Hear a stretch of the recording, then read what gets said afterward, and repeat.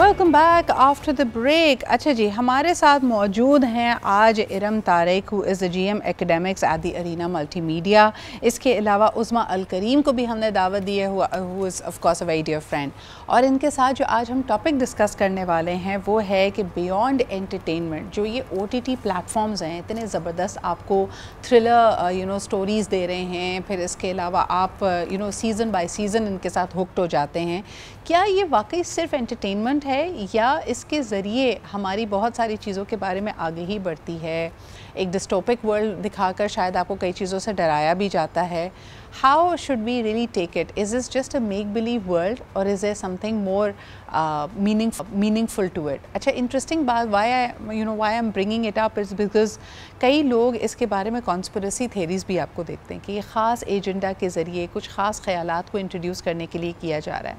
अगर आप ज़माने क़दीम से देखें तो all entertainment has been has had layers of messaging, यानी चाहे वो पॉलिटिकल थॉट्स हों, कोई और सोसाइटल आइडियोलॉजी है, क्रिएटिव वर्क के थ्रू एक्सप्रेस की जाती है, चाहे वो पेंटिंग्स हो, थिएटर हो, म्यूज़िक हो। तो वाकई उस हवाले से देखा जाए तो नेटफ्लिक्स अलग तो नहीं होगा। कुछ ना कोई एजेंडा तो हैं जिसको शायद पुश किया जा रहा है, लेकिन क्या उसको हमें इसी डिस्ट्रस्ट के साथ देखना चाहिए? Let's try and understand that. So is it all naive innocent entertainment और is there something more sinister happening with OTT? अच्छा, इंटरेस्टिंग बात इसलिए मुझे ये लगती है क्योंकि अब बहुत सारी चीज़ें फेक आ रही हैं। आपके लिए AI से चीज़ें जनरेट करना मुश्किल नहीं है।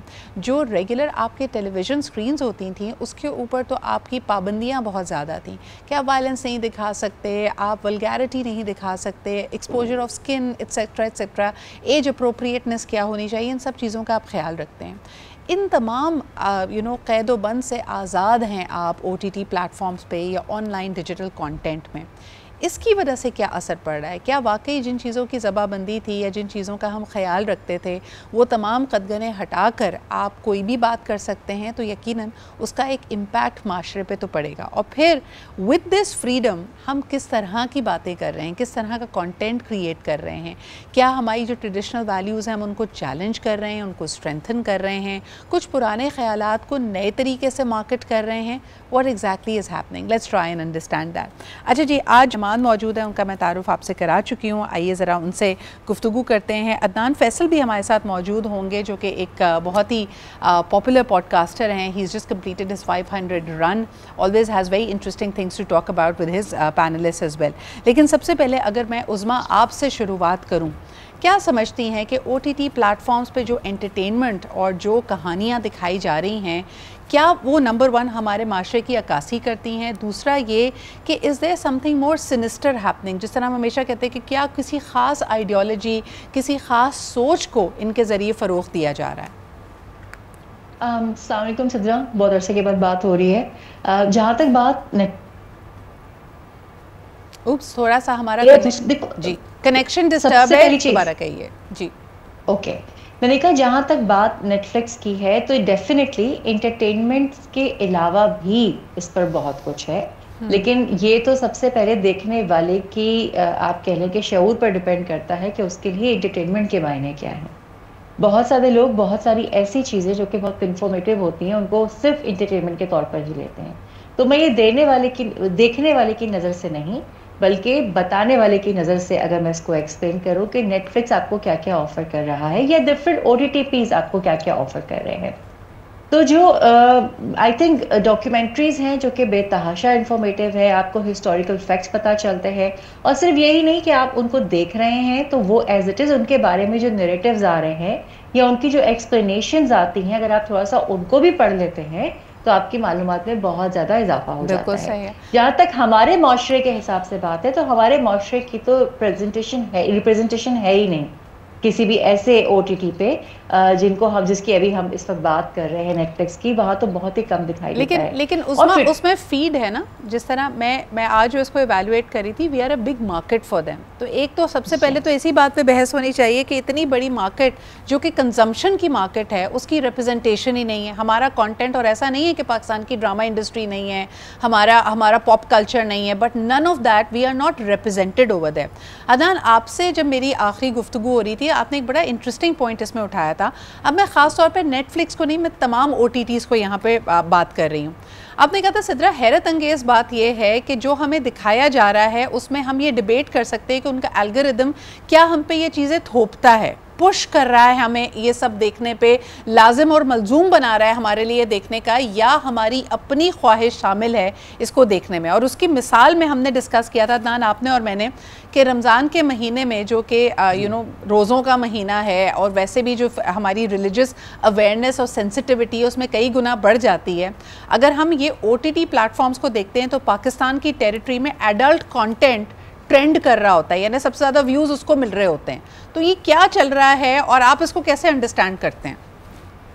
Thank you Sidra. अगेन याद है हमारी इस पे बात भी हुई थी, और अगेन मैं इस पे इतना जरूर कहना चाहूंगा कि ये अगर एजेंडा नहीं है तो प्लान तो जरूर है। ठीक है, हम ये कह सकते हैं जी उनको कोई एजेंडा नहीं होगा, कोई पे थोप नहीं रहे होंगे, लेकिन अगेन आपको ये बड़ी अच्छी एग्जांपल आपने दी कि रमजान में आपको याद है कि ऐसी मूवीज जो ऐसी नाजेबा मूवीज है जिनको ट्रेंड नहीं करना चाहिए, अब अगर हम ये देखेंगे जी पूरी कौम वो देख रही थी तो ये अब गलत हो जाएगा कि जी वो कौम पूरी ये देख रही थी। कहीं ना कहीं वो इसको ट्रेंड में लेकर आते हैं ताकि हमारे सामने पॉपअप हो रही होती है कि पाकिस्तान में नंबर 1 पे ये इरिटेड मूवीज देखी जा रही है। तो होता क्या है, इवेंचुअली इंसानी फितरत है, आपके सामने कोई चीज पॉप हो रही होती है तो आप उसको प्ले जरूर करते हैं। एक तरफ तुम शऊर उजागर करेंगे, अवेयरनेस देंगे कि यार ये चीज गलत है, ये देखनी चाहिए, नहीं देखनी चाहिए, बचपन से ही होना चाहिए वो तो।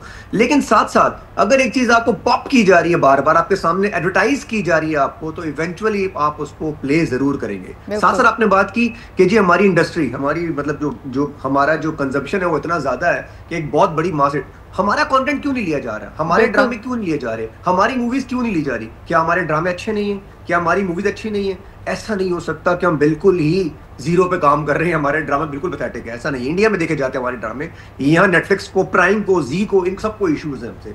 कहीं ना कहीं कुछ ना कुछ प्लान भी है, और आपको पता है हर जगह हमारे पड़ोसी मुल्क वाले हर जगह ही बैठे हुए हैं, हर इंडस्ट्री में, गूगल से लेके नेटफ्लिक्स, प्राइम, हर जगह बैठे हुए। और इंटरेस्टिंग बात यह है, यही सवाल अगर इरम आपके पास लेके आऊँ, बिकॉज जो आपका इदारा है वो बच्चों को आने वाली इन्हीं टेक्नोलॉजीज़, डिजिटल, मल्टीमीडिया, इसके लिए ट्रेन करता है।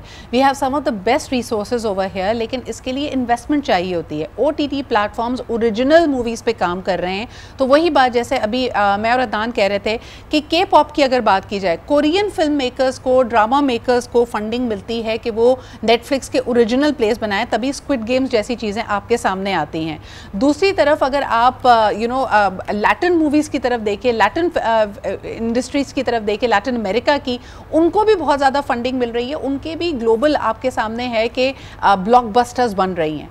बट पाकिस्तान में ये इन्वेस्टमेंट आती नहीं है, इसके बावजूद कि हमारे पास टैलेंटेड डायरेक्टर्स हैं, टैलेंटेड एक्टर्स हैं।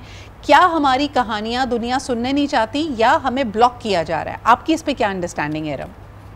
अच्छा, मैं ये समझती हूँ कि हमारे आपको कैमरे की तरफ देखना पड़ेगा। स्टूडेंट्स जो हैं वो अभी भी सीखने के मराहिल में हैं, and they are learning a lot.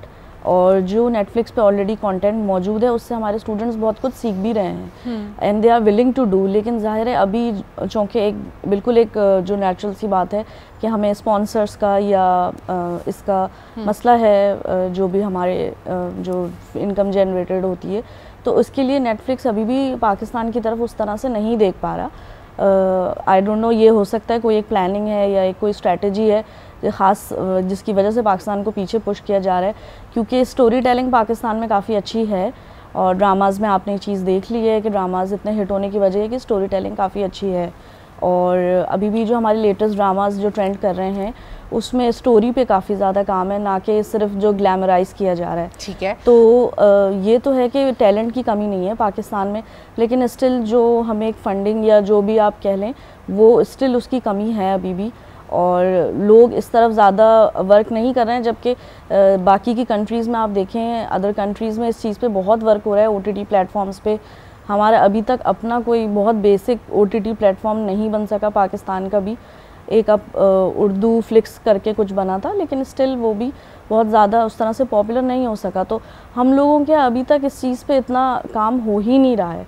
लोग समझ नहीं रहे हैं कि ये काफ़ी इनकम जनरेटेड भी है, और प्लस इसमें ओरिजिनल कंटेंट जो कि पाकिस्तान का वाकई ओरिजिनल कंटेंट है भी बहुत अच्छा। तो उसको बहुत पजीराई मिलेगी वहाँ। देखिए मुझे ऐसा लगता है कि हमारी इंडस्ट्री उतनी फॉर्मलाइज हुई भी नहीं है। एक तरफ हमारी ख्वाहिश है कि मनी हाइस्ट या स्क्विड गेम्स जैसे प्रोजेक्ट्स पाकिस्तान की तरफ आएँ, हमें यकीन है अपने डायरेक्टर्स अपने एक्टर्स पे, लेकिन कई दफ़ा जब OTT प्लेटफॉर्म्स ने ये एक्सपेरिमेंट किया है, What went wrong उज़्मा, वहाँ पे भी वो प्रोजेक्ट्स भी ज़्यादातर कंट्रोवर्सी का शिकार हुए। यानी जो हमारे लोगों ने, हमारे एक्टर्स ने जिन प्रोजेक्ट्स में काम किया और वो मुख्तलिफ OTTs, चाहे वो ZEE5 हो या कोई और जगह पे वो नज़र आए, तो वो भी कंट्रोवर्सीज़ का शिकार हुए। उसके कंटेंट पे तनकीद की गई कि भाई ये तो एजेंडा ड्रिवन है, या अक्कासी नहीं करती। अब जब इंटरनेशनल प्लेटफॉर्म, इंटरनेशनल कहानियाँ बनानी है या ऐसी कहानी बनानी है जिसकी ग्लोबल रीच हो, ना हम अपने तौर तरीक़ों को भूलना चाहते हैं, अपने कल्चर को नहीं छोड़ना चाहते। एक बड़ी डिबेट है, उसमें भी आपको बहुत सारे एग्जांपल्स मिल जाएंगे। आपको तुर्की का एग्जांपल मिलेगा, ईरान का एग्जांपल मिलेगा, जो इस्लामिक सेंसिबिलिटीज़ को साथ लेकर चलते हुए भी बेहतरीन वर्ल्ड क्लास कंटेंट बना रहे हैं। पाकिस्तान में कमी आपको कहाँ नज़र आ रही है? मेरे ख्याल से हम अपनी आउटरीच के चक्कर में अपनी रूट्स भूल गए थे, और बहुत सारे ऐसे, मैं उन कंटेंट के गलत होने पर बात नहीं कर रही जी, कंटेंट बहुत अच्छे थे, लेकिन जो हमारा जो हमारा नीश है, जिस तरह के ड्रामे हमारे बनते हैं, जिस तरह का टीवी प्रोडक्शन या फिल्म प्रोडक्शन हमारी है, हम उन OTTs को मैच करने के लिए उस रूट को भूल गए। हमने उन टॉपिक्स पर बात शुरू कर दी जिस पे अभी हमारी एक्सपर्टीज नहीं है। तो इस वजह से हम देखते हैं कि हम कंट्रोवर्सीज होंगी, हम पॉपुलर होंगे, वो चीज़ देखी जाएगी। मे बी ये रीज़न हो, या मे बी क्योंकि अब हम OTTs पर जा रहे हैं तो हमें उस कंटेंट को मैच करना है, तो इसलिए हमें ये कंटेंट देना चाहिए।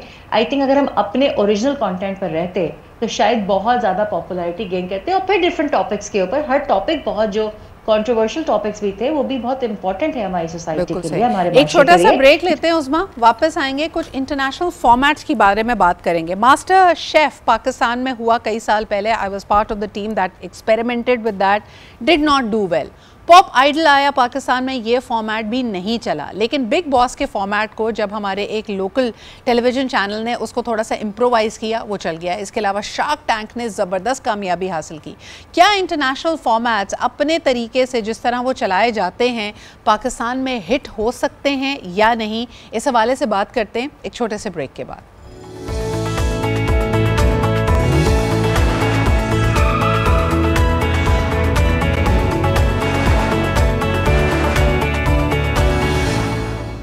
Welcome back after the break. और बड़े चैनल्स, बड़े प्रोडक्शन हाउसेस के इन्वॉल्व होने के बावजूद भी इंटरनेशनल फॉर्मेट्स पाकिस्तान पे क्यों नहीं चल पाते? क्या ये अपने आप में एक इंदिया देता है कि why OTT platforms do not approach Pakistan? क्योंकि वो जो ग्लोबल स्टोरी टेलिंग है, शायद उसमें कहीं ना कहीं कोई गैप मौजूद है। बट इसका काउंटर आर्गूमेंट, जैसे हम थोड़ी देर पहले बात कर रहे थे, तुर्की है, ईरान है, वो अपने अंदाज में कहानियाँ बताते हैं, और जो आज के मकबूल तरीन जिसको कहना चाहिए प्रोडक्शन स्टाइल्स हैं, चाहे वो कोरियन हो, लैटिन अमेरिकन हो या फिर इंडियन हो, वो भी एक ज़माने में दुनिया की सेंसिबिलिटीज़ के लिए बड़ा मुख्तलिफ अंदाज था। But let's begin with that. Adnan, आपके ख्याल में इंटरनेशनल फॉर्मेट्स पाकिस्तान में क्यों नहीं चल पाते, उस तरह की पजीराई क्यों नहीं पाते? क्या हमारी प्रोडक्शन की वो कैपेसिटी नहीं है, हम रिसर्च नहीं करते?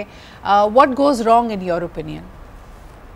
यार देखें, एक चीज तो मानने वाली है कि जिस तरीके से वो लोग काम करते हैं ना वहां पर जी, वैसे हम लोग उससे हैंडल नहीं करते। काम तो हम लोग भी बहुत करते हैं, लेकिन उस तरीके से हैंडल नहीं करते। आपने एक दो प्लेटफॉर्म की बात की, जैसे अपने शार्क टैंक की बात की। शार्क टैंक ने बहुत अच्छा काम किया, लेकिन एंड उनका वैसा नहीं रहा जैसा एक्सपेक्टेड था। तो बहुत सारे ब्रांड जो है ना वो यहाँ उस तरीके से नहीं चल पाते। प्राइवेट चैनल की जो आपने बात की, जो लोग कर रहे हैं तो वो बेहतर कर रहे हैं, लेकिन उसके पीछे चैनल ने बहुत बड़ी इन्वेस्टमेंट भी की हुई है और बहुत मैसिव मार्केटिंग है। देखा जाए तो वो उस तरीके से पजेराई नहीं हासिल कर रहा जैसा कि पड़ोसी मुल्क में चीजें कर रही होती हैं। कहीं ना कहीं हम लैक करते हैं यहाँ आके ये जो। लेकिन इस दफा तो अदनान बड़ी अच्छी बात ये हुई कि अगर मैं स्पेसिफिकली नाम ले ही लेते हैं, क्या फ़र्क पड़ता है। बिग बॉस को अगर हम कंपेयर करते हैं तमाशा से, तो कुछ पोस्ट में ऐसी भी देख रही थी कि तमाशा के जो गेम्स हैं उनको ने कहा कि जी इनको कॉपी भी किया जा रहा है अब तो बिग बॉस में, अक्रॉस द बॉर्डर वो कॉपी भी हो रहे हैं। इस तरह के क्लेम्स करना सही है आपके ख्याल में? जी देखिए, ऐसा कुछ है, ये सच है कि उन्होंने काम तो टिका के किया है। वो उसकी वजह ये बनी है कि उन्होंने डिजिटल को भी और अगेन सही मैसिव मार्केटिंग के साथ साथ उन्होंने, अगर ये देखा जाए ना कि जी उन्होंने कुछ इंटरनेशनली उठाया। अब ये नहीं कि हम लोगों ने यूजुअली पहले हम किया करते थे पड़ोसी मुल्क से चीजें लिए, अब हम करते हैं इंटरनेशनल। अगर थोड़ा बहुत कॉपी भी हो जाता है तो हमें अब इंडिया पड़ोसी मुल्क हमें कॉपी कर रहा होता है, यहाँ तक तो ठीक कह रही है। अच्छा, एक और इंटरेस्टिंग ख़बर, अब ये मुझे नहीं पता कि ये फ़ेक है या सच है, लेकिन इसका बाकायदा ट्रेलर हम सबकी नज़र से गुजरा है। उज़मा, ये आपके पास लेके आना चाहूँगी। जब एक फॉर्मेट चलता है ना तो फिर हम थोड़े से मोहतात नहीं, थोड़े से ब्रेव हो जाते हैं, हम बोल्ड हो जाते हैं, हम निडर हो जाते हैं, हम कहते हैं यार अब एक्सपेरिमेंट करना ही है तो करके देखते हैं। दुनिया भर में लव आइलैंड या फिर ब्लाइंड डेट्स की बहुत सारे फॉर्मेट्स मशहूर हैं, और अब देखने में ये आ रहा है कि इश्क लाजवाल के नाम से OTT के लिए इसी तरह का सिमिलर फॉर्मेट पाकिस्तान बनाने की या पाकिस्तानी प्रोडक्शन हाउस बनाने की कोशिश कर रहा है, जिसमें 4 ख़वातीन हैं, 4 मर्द हज़रात हैं, और सच्चा प्यार पाने की इस कोशिश में ये लिव इन किस्म का एक सिनेरियो, एक फॉर्मेट बन रहा है। एंड अक्रॉस द बोर्ड मैं देख रही थी और मुझे पहले भी लग रहा था कि ये कॉन्सेप्ट तो पाकिस्तान के लिए, हमारे कल्चर स्केप के लिए एक्सेप्ट करना बहुत मुश्किल होगा, और यही हो रहा है। There is a lot of backlash that they are experiencing. Do you think we should try everything, या कहीं ना कहीं कुछ रोकथाम भी होनी चाहिए? Usma, what's your take on it? देखो, रोकथाम तो बिल्कुल होनी चाहिए, क्योंकि अल्टीमेटली हमें, वो कहते हैं ना कि जिस तरह से मुझे न्यूज़ पे लोग बोलते थे हमेशा से, हाँ। कि आप पाकिस्तान का पॉजिटिव इमेज नहीं देते, पॉजिटिव इमेज नहीं देते, तो भाई न्यूज़ का काम पॉजिटिव इमेज देना नहीं है, लेकिन जो कल्चरल वैल्यूज़ है हमारी, या जो हमारा ड्रामा इंडस्ट्री है, या जो हमारी इंटरटेनमेंट इंडस्ट्री है, उनका काम होता है पाकिस्तान का इमेज सामने लेकर आए। सही, के ऊपर एक जिम्मेदारी भी आ जाती है कि किस तरीके से उनको जो है अपना कंटेंट प्रेजेंट करना है। और फिर वही बात है कि हम अगर इन सब चीज़ों को ट्राई करने में लग जाएंगे, तो नया प्लेटफॉर्म है, नए कॉन्सेप्ट्स हैं, नया सब कुछ है, तो शायद हम वो इम्पैक्ट क्रिएट ना कर पाएं जो इम्पैक्ट हम अभी अपने लेवल पर क्रिएट कर रहे हैं। हमारे ड्रामे सिर्फ इंडिया में ही नहीं, हमारे ड्रामे दुनिया भर में देखे जाते हैं। तुर्की के लोग हमारे ड्रामों को इतना पसंद करते हैं, कभी फैसल या हमारे और आर्टिस्ट जो है जब वो यहाँ आते हैं तो लोग पागल हुए हुए होते हैं यहाँ पे। तो आई थिंक हमें अपना एक स्टैंडर्ड बना लेना है, और उस स्टैंडर्ड के हिसाब से आप जितना एक्सपेरिमेंट करना चाहे करें। ये जो कॉन्सेप्ट आप बता रही हैं, कॉन्सेप्ट बुरा नहीं है, उसको जिस तरह से भी फैसला बोला, डील कैसे करेंगे हम, उस डीलिंग पर बात है सारी की सारी। आप कोई भी कॉन्सेप्ट उठाएं, उसकी डीलिंग बहुत जरूरी है। अगर आप अपने हिसाब से उसकी डीलिंग करते हैं, then sky is the limit, आप बिल्कुल कर सकते हैं। अच्छा, मुझे लेकिन हम अक्सर मिस हैंडल कर जाते हैं। You are right. और इसमें कहीं ना कहीं देखें, there is no one Pakistan, there is a lot of polarization, there is a lot of diversity हमारे ओपिनियंस में से। हमारे यहाँ कुछ आपको लोग बहुत ट्रेडिशनल भी मिलेंगे, कंजर्वेटिव भी मिलेंगे, कुछ लोग बहुत प्रोग्रेसिव या लिबरल होने का दावा भी करेंगे। तो हर एक का जो वो लकीर है ना कि यार ये दिस इज़ माई बाउंड्री, वो बहुत मुख्तलिफ है। इरम, यही सवाल अगर मैं आपसे करूँ, एक ज़माने में मीडिया के काम को या टेलीविज़न को लोग बहुत अच्छा नहीं समझते थे, और जैसे अगर आज से 10 साल 20 साल पहले चले जाएं, लोग शादी भी करना ऐसे ख़ानदान में पसंद नहीं करते थे जहां लोग मीडिया से मुंसलिक हो। लेकिन आज हम ये दौर देख रहे हैं कि मीडिया के स्टडीज़, मीडिया के प्रोग्राम्स बाकायदा यूनिवर्सिटीज़ में पढ़ाए जा रहे हैं, लोग पढ़ के क्वालिफाई करके, और इस वक्त सैकड़ों हज़ारों लोग इस शोबे से मुंसलिक हैं। आपके इदारे में भी कई बच्चे आते होंगे, उन्होंने मुख्तलिफ तरीक़ों से, किसी ने कॉर्पोरेट काम करना है, किसी ने चैनल में जाके काम करना है, किसी ने खुद फिल्म बनाने की ख्वाहिश रखी होगी। तो मीडिया को लेकर लोगों का जो रवैया है, क्या उसमें तब्दीली आई है? आप क्या समझती हैं रम? जी बिल्कुल, सबसे ज़्यादा तो हमने ही ये चीज़ फेस की है, क्योंकि जब हमारा जो बिज़नेस है ये स्टार्ट हुआ, ये सेंटर हमारे एजुकेशनल सेंटर, तो शुरू में लोग समझते थे कि मीडिया का लफ्ज़ आ गया तो क्या हम लड़कियों को कहीं मीडिया में तो नहीं ट्रांसपोर्ट कर रहे। तो हमने उन्हें समझाया कि हमारा ऐसा कोई काम नहीं है। हाँ, स्टूडेंट्स बैकएंड पे चलने वाला तमाम काम सीख रहे हैं, ब्रॉडकास्ट से रिलेटेड, ऑडियो वीडियो एडिटिंग से रिलेटेड, ग्राफिक डिज़ाइनिंग से और एनिमेशन से रिलेटेड, ये सारा काम हम स्टूडेंट्स को सिखा रहे हैं। एंड फिर उनकी मर्ज़ी है कि they will get place somewhere in the media also. कुछ लोग एनिमेशन हाउसेस में प्लेस हो रहे हैं, कुछ लोग इंडस्ट्री में जा रहे हैं। तो ये पेरेंट्स का माइंडसेट चेंज होने में थोड़ा टाइम लगा, और अभी भी काफ़ी सारे पेरेंट्स हैं जो आके पूछते हैं कि आप लोग तो नहीं भेज देंगे डायरेक्टली? तो हमने कहा नहीं, हम नहीं भेजेंगे, आपके स्टूडेंट पे डिपेंड करता है कि उसकी क्या चॉइस है। हमारे पास अपॉर्चुनिटीज़ बिल्कुल आती हैं सारे चैनल्स से, क्योंकि बैकएंड पे काफ़ी सारे चैनल्स में हमारे ही स्टूडेंट प्लेस हुए हैं, तो हमारे पास तो अपॉर्चुनिटीज़ दिन रात आ रही हैं। मुझे बताएं कि स्पेसिफिकली, क्योंकि आप एडिटिंग स्किल्स, प्रोडक्शन स्किल्स सिखा रहे होते हैं, इसमें लड़के और लड़कियों का तनासुब क्या है? क्या आप देखती हैं कि अब बड़ी तादाद में लड़कियां production side, behind the camera side के जो स्किल्स हैं, एडिटिंग स्किल्स हैं, उसको सीखना चाहती हैं?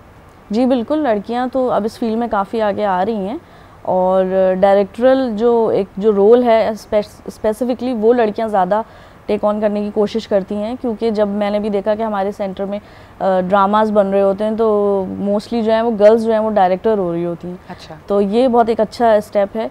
बाकी एडिटिंग में भी ज़ाहिर है गर्ल्स आ रही हैं, लेकिन थोड़ा सा एक लॉन्ग प्रोसीजर्स हैं, टाइमिंग्स भी ज़्यादा होते हैं, नाइट शिफ्ट्स वगैरह भी होती हैं, तो उसमें भी वो लोग देख लेती हैं, मैनेज कर लेती हैं। बिल्कुल सही। तो यानी एक हमारा लव एंड हेट तो चल ही रहा है, लेकिन मुझे लगता है बड़ी तब्दीली उसमें अगर हमें याद हो, शारमीन उबैद चिनॉय के ऑस्कर अवार्ड जीतने के बाद आई। बहुत सारी लड़कियों ने जब ये देखा, क्योंकि जब आप देखते हैं, even you and me for example, जब मीडिया, इंडिपेंडेंट मीडिया पाकिस्तान में आया और एक अच्छे और एक महज़ब अंदाज के साथ आपने देखा कि ख़वातीन न्यूज़ भी पढ़ सकती हैं, in front of the camera एक मॉडरेट मॉडर्न रवैया अपनाया जा सकता है और दुनिया भर में पजीराई मिल सकती है। अगर हम मल्टीमीडिया और ग्राफिक्स की बात करें तो लारेब अताउल्ला खिलवी साहब की जो साहबजादी हैं, she is working in the Hollywood as some of the one of the foremost people over there.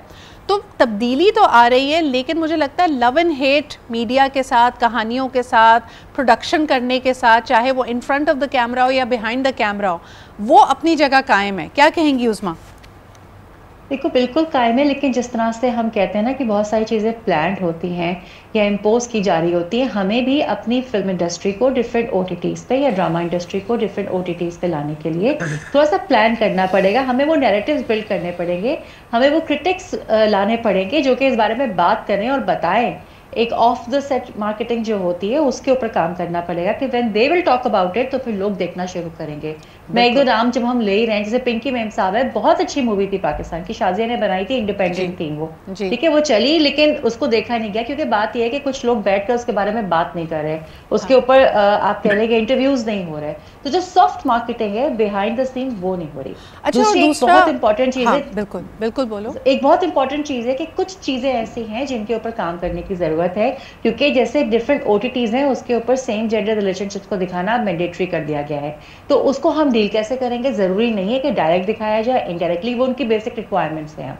तो कुछ चीजें जो कि हमारी इसके ऊपर सिर्फ और सिर्फ पहले अभाम होता था कि क्या ये वाकई हर कहानी में ये ट्रैक होना बहुत जरूरी है, क्या इसकी ग्लोबल एक्सेप्टेंस के ऊपर बात हो रहा है, ये मैंडेटरी है, हैव यू सीन इट, या ये अंडरलाइंग एक करंट है? अंडरलाइन करंट है, लेकिन ये मैंडेटरी है। उसके बगैर आपको कोई एक सीरीज, कोई एक डॉक्यूमेंट्री आप उठा के देख लें जिसके ऊपर ऐसा काम ना हुआ हो, कहीं ना कहीं इस चीज को मेंशन जरूर किया जाता है, तो वो लेकिन हम कर सकते हैं। अच्छा, दिस इज वेरी इंटरेस्टिंग। मुझे एक ब्रेक की तरफ जाना पड़ रहा है, लेकिन मुझे दो बड़े अहम मौजूआत हैं, उस पर बात करनी बहुत ज़रूरी है। क्या ये जो सेम सेक्स रिलेशनशिप्स हैं ये कहानियों में लाजम और मलजूम कर दिए गए हैं कि भाई उनकी रिप्रेजेंटेशन होनी चाहिए, जो कि हम मुख्तलिफ OTT कहानियों में देखते हैं।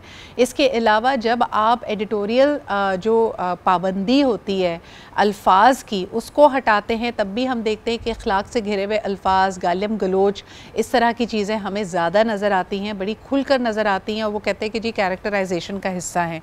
फिर इसके अलावा एक और बात करनी जो बहुत ज़रूरी है कि हालिया पाकिस्तान भारत के तनाज़े के बाद, जहाँ दुनिया भर में कॉपीराइट्स और IPP की बात होती है कि आप टैलेंट से उसका राइट नहीं छीन सकते, इस पर लॉज बन रहे हैं।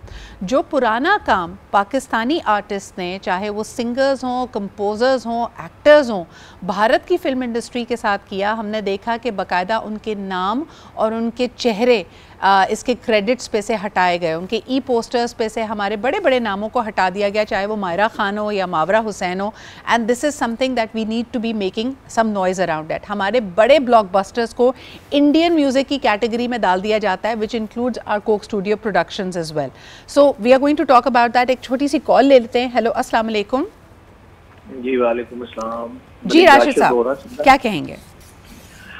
मेहमानों को अस्सलाम वालेकुम। बात यह है कि हम लोग शायद, हमारा चूरन इसलिए नहीं बिक रहा कि हम शायद अपने प्रोफेशन से इतने सिंसियर नहीं रहे। हमारी इंटेंशन थोड़ी गलत है। हमारी इंटेंशन ज्यादातर ये होती है कि हमने मशहूर होना है या हमने पैसा कमाना है। देखिए, आप बुलंदियों को छुएं, आसमान को छुएं, गलत नहीं है, अपने पाँव जमीन पे रखने चाहिए। हमारा कंटेंट बहुत अच्छा है, हमारे लोग बहुत अच्छे टैलेंटेड भी है, हम इधर उधर से सोसाइटियों से कोई चीज कंटेंट वगैरह हायर ना करें, उनके पीछे ना लगे। हमें अपनी इनहेरिट करना चाहिए, अपने कल्चर को, अपने तालीम को। हम उस लिहाज से चलेंगे तो वो ज्यादा बेहतर होगा। उस पर प्रोफेशनली हमें सिंसियर होकर चलना चाहिए। बिल्कुल सही, बहुत शुक्रिया राशिद साहब, you are absolutely right. Unfortunately हमें कॉस्ट कटिंग, कॉर्नर कटिंग की आदत हो गई है। हम जो कमिट करते हैं हम उसको डिलीवर नहीं करते।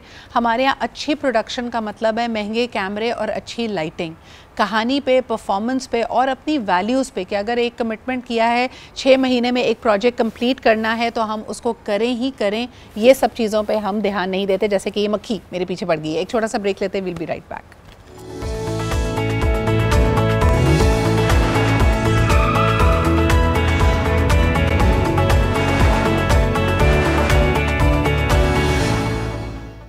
वक्त कम और मुकाबला सख्त है। 2-3 बड़े अहम टॉपिक्स को इस आज की थीम में कवर करना है। सबसे पहले अगर अदनान आपके पास आऊँ, पाकिस्तान भारत के तनाज़े का एक बहुत ही अगली रुख जो हमने देखा, कल के भी मैच में हमने एशिया कप के बाद देखा, इंडियन टीम ने पाकिस्तानी टीम से हाथ नहीं मिलाया। जेंटलमैन स्पोर्ट्स में अब कोई स्पोर्ट्समैनशिप या वो जेंटलमैन वाला बिहेवियर रह नहीं गया। दूसरी तरफ इसी तरह का एक बहुत ही जारहाना रवैया हमने नेटफ्लिक्स पे देखा कि पुराने वो काम जिस पे पाकिस्तानी आर्टिस्ट ने अपना कंट्रीब्यूशन किया था, चाहे वो म्यूजिशियन के तौर पे हो, सिंगर के तौर पे हो, एक्टर के तौर पे हो, उनको लिटरली इरेज किया जा रहा है। पूरी दुनिया में ये एक बड़ा जिसको कहना चाहिए कि जुल्म भी करार दिया जाता है। दिस इज़ अ क्राइम कि आप किसी का क्रेडिट उससे वापस ले रहे हैं, लेकिन क्या कोई देखने वाला नहीं है? आपने जैसे कहा कि बड़े बड़े पोस्ट पे क्योंकि ख़ुद वो लोग बैठे हुए हैं तो इसी एजेंडा को वो पैंडर कर रहे हैं आगे। देखिए सर, उनकी तरफ से हमेशा ये रवैया रहा है हमारे साथ। ये पहली दफा नहीं है, ये हमेशा रहा है, और इस दफा तो हारने के बाद उनको ज्यादा ही गुस्सा आया हुआ है और ये रवैया उनका और बढ़ता जा रहा है। हमारी तरफ से आप देखें, हानिया की मूवी अभी दिलजीत के साथ थी, हमने सारे सिनेमा पे लगाई। अभी फवाद खान की जो मूवी है वो हम लगा रहे हैं। उन्होंने हमारे साथ जो बिहेवियर किया है वहां से, फिर भी हम लोग यहाँ से जेस्चर दे रहे हैं। वो दोस्ती का तो नहीं दे सकते हम इनको, लेकिन ये जरूर दे सकते हैं कि अगर कोई क्रेडिट है उनके भी स्टार का। फवाद के मूवी के अंदर भी जो आगे स्टार है, को स्टार है, वो भी सामने इंडियन ही है। हम लोग उनको यहाँ पे सिनेमा में लग रही है। हानिया वाली एक दिलजीत के साथ चली।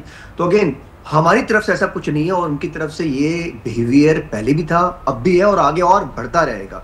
ये जो आपने बात की मायरा वाली के हर जगह से रिमूव कर दिया है, अनफॉर्चुनेट सिचुएशन ये थी कि उनको पोस्ट कोलैब रिमूव करने पड़े। मतलब ये इतनी ज्यादा गुस्सा कि एक पुरानी वो रईस मूवी होती थी एक जमाने में, आपको याद है, शाहरुख खान वाली, मायरा वाली, उसके साथ तो जो बिहेवियर किया, ऐसा लगता है कि जैसे पूरा प्लान करके एजेंडा दिया गया प्राइम मिनिस्टर साहब मोदी साहब की तरफ से कि ये सब कुछ रिमूव किया जाए।